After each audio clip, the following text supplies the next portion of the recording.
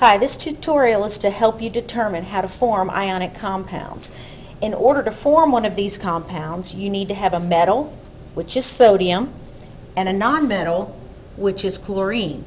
We have to figure out how many valence electrons each of these elements possesses. The easy way to figure that out is to look at what column or group that they are in on the periodic table.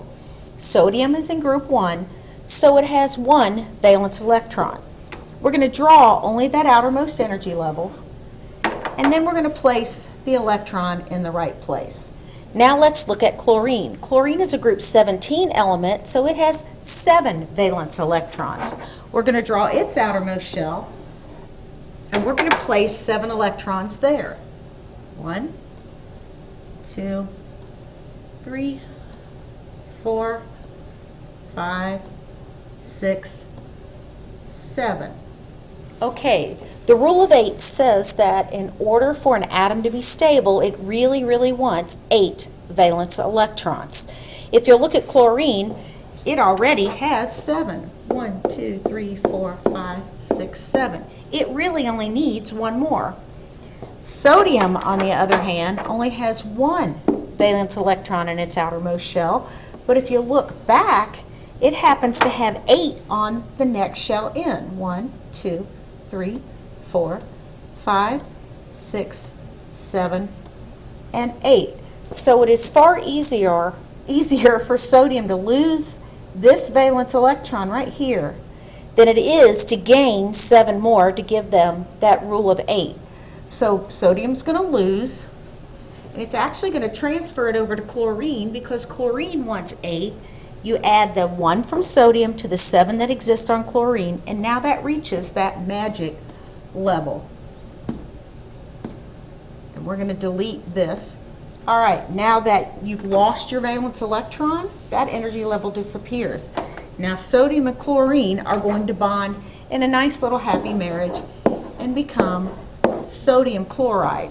It's all about the transfer of electrons from the metal to the nonmetal.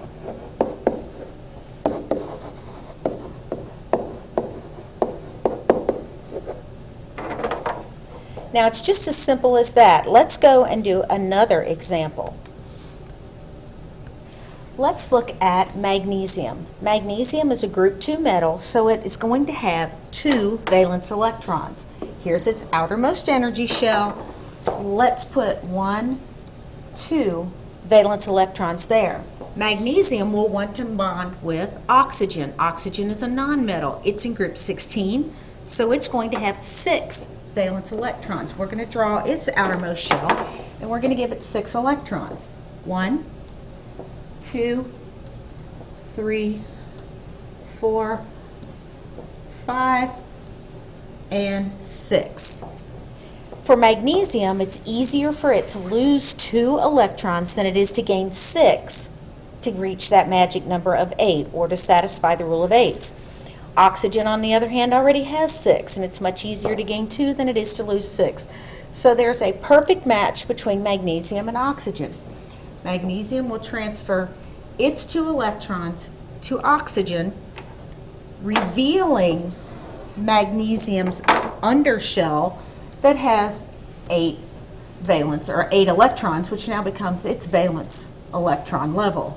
1, 2, 3, 4, 5, 6, 7, and 8. And once electrons are gone, the energy shell disappears. So now we have a perfect marriage between magnesium and oxygen. This is called magnesium oxide. Once that bond is made, it takes a chemical reaction for it to be broken.